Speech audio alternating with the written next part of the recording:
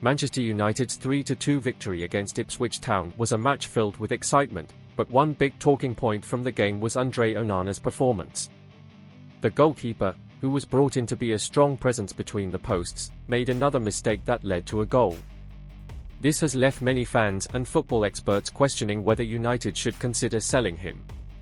In this video, we will take a deep dive into Onana's current form, why fans are upset, who could replace him, and what the club should do next. Andre Onana's performance against Ipswich Town. The match against Ipswich started on a rough note for Manchester United. In the opening minutes, a defensive mistake involving Onana led to an easy goal for Ipswich. The miscommunication between Onana and his defender, Patrick Dorgu, allowed Ipswich to take an early lead. This mistake added to a growing list of errors from the goalkeeper this season. Although United managed to come back and win the game, many believe that such errors are unacceptable for a club of Manchester United's size. Why are fans upset? Andre Onana arrived at Manchester United in 2023 as a high-profile signing.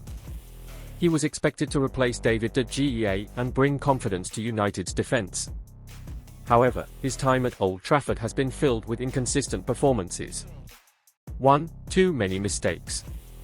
Since his arrival, Onana has made several costly mistakes. In the Champions League group stage, he was responsible for goals conceded against Bayern Munich and Galatasaray. These errors were seen as a reason why United failed to progress past the group stage. Against Ipswich Town, his poor decision-making once again cost the team a goal. Fans feel that these mistakes are happening too often, and they are losing trust in him. 2. Lack of confidence in the defence. A good goalkeeper helps the defenders feel safe and secure. When a goalkeeper is shaky, it affects the entire backline. Onana's struggles have led to uncertainty in United's defence. Players like Harry Maguire and Matthijs de Ligt are often seen looking frustrated after goals are conceded. 3. Expensive signing but poor performance. Manchester United spent £47.2 million to sign Onana from Inter Milan. When a club spends that much money on a player, they expect top performances. However, Onana has not lived up to expectations. Many fans believe United should cut their losses and move on from him. Should Manchester United sell Andre Onana? The big question now is, should Manchester United sell Onana? There are arguments for and against this decision. Reasons to sell Onana. Too many errors. If a goalkeeper keeps making mistakes, it can cost the team crucial points. Loss of confidence. The fans and defenders do not seem to trust him anymore. Financial opportunity. United could sell him to a club in need of a goalkeeper and reinvest in a new signing. Better goalkeepers available. There are other top-quality goalkeepers in the market who could do a better job. Reasons to keep Onana. He is still adapting. Onana is in only his second season at United. Some players need time to adjust. Good with the ball at his feet. Onana is a modern goalkeeper who can pass the ball well.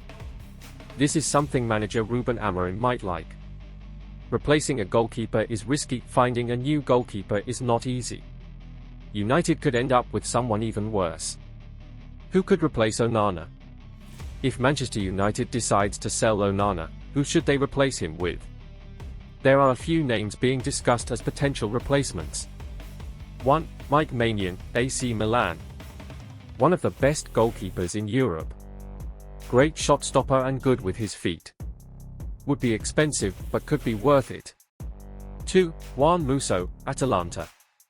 A solid goalkeeper in Serie A. Reliable and consistent performances. Would cost less than Maignan.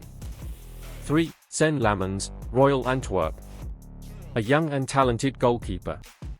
Could be a long-term investment for United. Less experienced than the other options. What do the experts say? Former Manchester United players have different opinions about Onana. Rio Ferdinand has criticised Onana for his mistakes, saying United need a goalkeeper who can be reliable in big games. Paul Scholes, on the other hand, believes Onana should be given more time to prove himself. Robbie Savage has suggested that Onana's confidence might be low and that Manchester United should support him rather than sell him immediately. What should Manchester United do? Selling Onana is a big decision. If United wants to be a top club again, they need a goalkeeper they can trust. But replacing him in the middle of the season might be difficult. Possible solutions. Give Onana one more season. If he improves, United can keep him. If he continues making mistakes, sell him in the summer. Buy a new goalkeeper now. If United does not trust Onana, they should replace him immediately. Bring in competition, buy another goalkeeper to challenge Onana for the starting spot. This could push him to perform better. Final thoughts. The debate over Andre Onana's future is heating up. His mistake against Ipswich Town has added more pressure on him. Fans are losing patience, and Manchester United must decide what to do. Should United sell Onana? Should they give him more time? What do you think? Let us know your thoughts. Amorim's decision was a tactical one stemming from the red card, allowing his team to largely keep their original shape with 5 at the back. The thinking was that we would play 5-3-1. That is a risk because he, Garnacho, is the one who can play 1v1 in pace, Amorim said. We had to choose someone to go out. It was my choice. This has been a tough week at United, with news that more staff members will be losing their jobs. United's victory therefore will come as little comfort to those directly affected, no matter how entertaining this game proved to be. A mid-season home win against opposition who look destined for a swift return to the Championship is not going to live long in the memory. However, the manner of the success, fighting back from the concession of a shambolic early opening goal and rallying again after a red card and another avoidable goal, was greeted with enthusiasm from the stands at the final whistle. The fan support was amazing, said Amorim. I have felt that since day one. They want to see the team fight to the end, no matter what the situation. We did that today. All the things in the game were against us, but we fought through that. You feel the connection. It was a good win for us. Privately, United officials accept this has been a traumatic week and that Chief Executive Omar Barada did not find it easy on Monday to stand before staff and tell them the bad news that up to 200 jobs could go in the next 4 months. It is perfectly believable when some currently working at the club say morale among the rank and file is at its lowest ebb. But the conviction among those running United is absolute that the changes needed to be made. Their problem is an understanding that off-field decisions are assessed through the prism of results at first-team level. And the results have terrible. Early in this contest, with Ipswich leading through the atrocious mix-up that offered Jadon Philogen a 4th-minute tap-in, the visiting fans offered their own pretty blunt assessment of United. The words were somewhat more industrial, but effectively, "You're really not very good." That's fair enough when assessing opponents who are supposed to be challenging for major honours but started this game 15th in the table.